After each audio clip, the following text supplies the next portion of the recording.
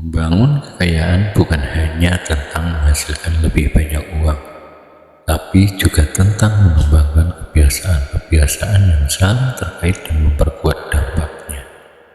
Para pembangun kekayaan yang paling sukses memahami bahwa strategi keuangan mereka harus bekerja sama secara sinergis, menciptakan pertumbuhan eksponensial. Ada 10 kebiasaan dalam menumpuk kekayaan yang bisa membentuk sistem komprehensif di mana setiap prakteknya dapat memperkuat dan mempercepat praktek lainnya, mengubah titik awal yang sederhana menjadi kekayaan yang signifikan seiring waktu melalui percepatan majemuk. Berikut ini 10 kebiasaan keuangan dapat bekerja sama untuk menciptakan pertumbuhan kekayaan eksponensial. Yang pertama, bangun berbagai aliran pendapatan yang saling mendukung. Orang kaya menciptakan sumber pendapatan yang saling memperkuat dan menguatkan, alih-alih hanya mengandalkan satu sumber pendapatan.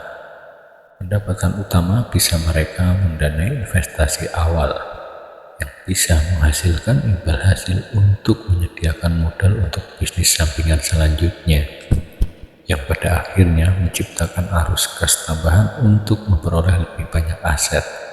Hal ini selanjutnya akan membawa setiap aliran dana menjadi pendorong bagi aliran berikutnya. Seorang insinyur perangkat lunak mungkin menggunakan gajinya untuk membeli saham yang membayar dividen, kemudian menggunakan dividen tersebut untuk memulai bisnis konsultasi yang menghasilkan pendapatan untuk membeli properti sewaan. Setiap sumber pendapatan memperkuat fondasi bagi sumber pendapatan lainnya. Yang kedua, investasikan kembali setiap rupiah ke peluang yang menghasilkan lebih tinggi. Alih-alih meningkatkan pengeluaran gaya hidup mereka dengan setiap kemenangan finansial, orang yang sudah berhasil kaya umumnya justru segera menginvestasikan kembali setiap dividen, laba bisnis, dan keuntungan modal ke peluang investasi terbaik mereka berikutnya. Pendekatan ini menciptakan pertumbuhan majemuk eksponensial, alih-alih perkembangan linear. Sementara yang lain menghabiskan imbal hasil investasi mereka untuk peningkatan gaya hidup. Para pembangun kekayaan memahami bahwa setiap dolar yang diinvestasikan kembali terus menghasilkan imbal hasil selama beberapa dekade. Mereka menghindari inflasi gaya hidup dengan mempertahankan standar hidup mereka sambil secara sistematis meningkatkan basis aset mereka melalui investasi ulang berkelanjutan dari semua imbal hasil. Yang ketiga, manfaatkan keahlian di berbagai usaha yang saling terhubung. Pengetahuan yang diperoleh dari satu investasi atau bisnis dapat langsung diterapkan ke investasi atau bisnis lainnya, menciptakan sinergi yang kuat. Pengalaman investasi real estate misalnya, bisa meningkatkan kemampuan untuk mengevaluasi dana investasi real estate. Keterampilan kepemilikan bisnis meningkatkan kemampuan pemilihan saham, dan keahlian industri menciptakan arus transaksi di berbagai usaha. Pemilik bisnis di sektor kesehatan dapat mengevaluasi saham-saham kesehatan dengan lebih baik, mengidentifikasi perusahaan rintisan yang menjanjikan di bidangnya, dan menemukan peluang real estate di dekat fasilitas medis. Gabungan keahlian ini dapat mengurangi hambatan pembelajaran dan meningkatkan tingkat keberhasilan di semua investasi. Yang keempat, kembangkan jaringan yang dapat menghasilkan arus transaksi. Setiap investasi atau hubungan bisnis yang sukses akan memperkenalkan individu kaya pada peluang baru yang lebih berkualitas. Kekayaan dan rekam jejak mereka yang harus meningkat juga akan menarik kemitraan yang lebih baik, yang menciptakan transaksi yang lebih unggul, yang membangun lebih banyak kekayaan dan jaringan yang lebih kuat. Hal ini menciptakan siklus yang baik di mana modal hubungan berlipat ganda seperti halnya modal finansial. Investor yang sukses seringkali mendapatkan akses ke transaksi ekuitas swasta. peluang pra-IPO dan transaksi real estate di luar pasar melalui koneksi jaringan mereka. Hubungan yang berkualitas ini menjadi keunggulan kompetitif dalam mengakses peluang investasi premium. Yang kelima, gunakan uang strategis untuk meningkatkan imbal hasil majemuk. Penggunaan utang strategis juga bisa menjadi pilihan, melibatkan peminjaman dengan aset yang nilainya meningkat untuk memperoleh lebih banyak aset yang nilainya meningkat, sementara aset awal membantu membayar utang. Seorang investor real estate dapat menggunakan ekuitas dari properti pertama mereka untuk membeli properti tambahan, menciptakan portofolio di mana setiap aset berkontribusi pada pertumbuhan keseluruhan sistem. Kuncinya terletak pada kemampuan untuk memastikan bahwa utang yang dilakukan memiliki tujuan produktif dan imbal hasil dari investasi dengan leverage mampu melebihi biaya pinjaman. Yang keenam, optimalkan pajak agar lebih banyak uang bekerja untuk Anda. Setiap rupiah yang dihemat melalui optimalisasi pajak yang sah bisa diinvestasikan kembali dan menghasilkan imbal hasil selama beberapa dekade, alih-alih masuk ke kas pemerintah. Struktur investasi yang efisien pajak, pengaturan waktu keuntungan dan kerugian yang strategis, dan memaksimalkan akun-akun yang diuntungkan pajak berarti lebih banyak modal yang tetap diinvestasikan dan berkembang.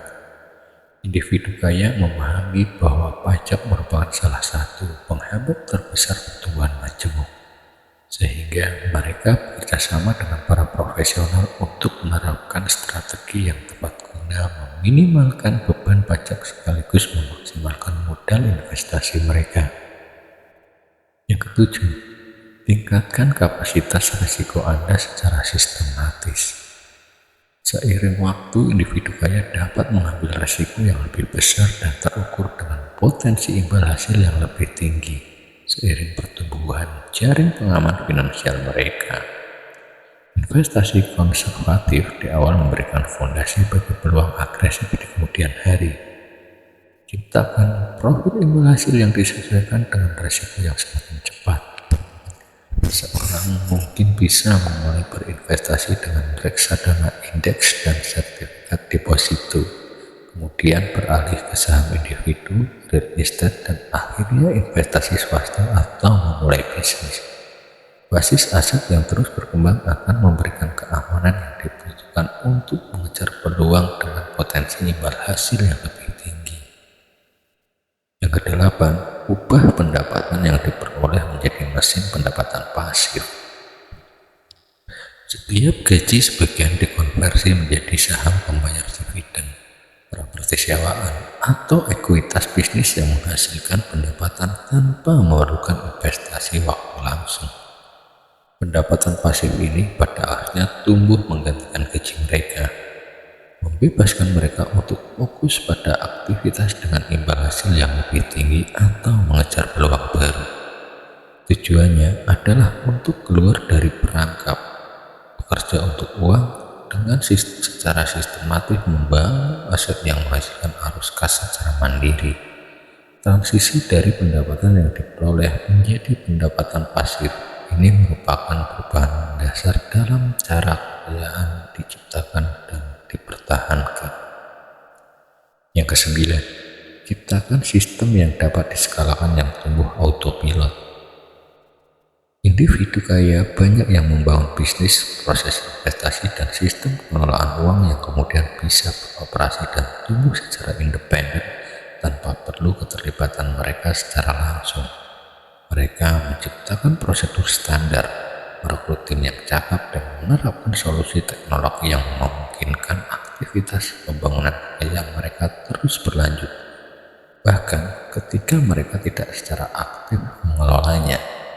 Pendekatan sistematis ini memastikan akumulasi kekayaan terjadi secara otomatis, alih-alih bergantung pada perhatian Anda secara konstan. Pemikiran sistem memungkinkan mereka untuk meningkatkan upaya membangun kekayaan mereka melampaui apa yang dapat mereka capai melalui upaya individu saja. Yang terakhir, paksa seluruh aset agar nilainya terapresiasi. Alih-alih hanya membeli dan menyimpan aset, individu kaya secara aktif berupaya meningkatkan properti, bisnis, dan bahkan posisi investasi mereka melalui riset dan keterlibatan. Mereka merenovasi properti sewaan agar bisa meningkatkan harga sewa, menerapkan peningkatan operasional di perusahaan mereka, dan tetap mendapatkan informasi tentang kepemilikan saham mereka untuk membuat keputusan yang lebih baik. Hal ini menciptakan imbal hasil tambahan di atas apresiasi pasar alami yang memperkuat keunggulan mereka dibandingkan investor pasif. Penciptaan nilai aktif ini bisa menjadi pengganda selain dari imbal hasil investasi reguler. Ketika digabungkan, kebiasaan-kebiasaan ini dapat menciptakan efek pengganda kekayaan. Berbagai aliran pendapatan menghasilkan modal yang secara strategis dimanfaatkan menjadi investasi yang efisien. Pajak sekaligus membangun jaringan yang menghasilkan kesepakatan yang lebih baik dengan memanfaatkan keahlian yang ada. Sementara itu, sistem yang terukur bisa dimanfaatkan untuk mengotomatiskan seluruh proses, sementara apresiasi yang dipaksakan mempercepat segalanya.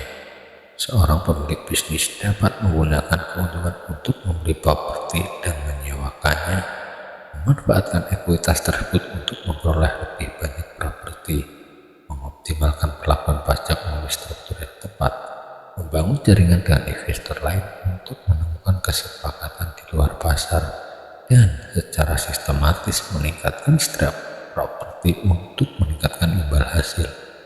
Setiap kebiasaan yang dilakukan harus bisa memperkuat kebiasaan lainnya dalam siklus percepatan pembangunan kekayaan yang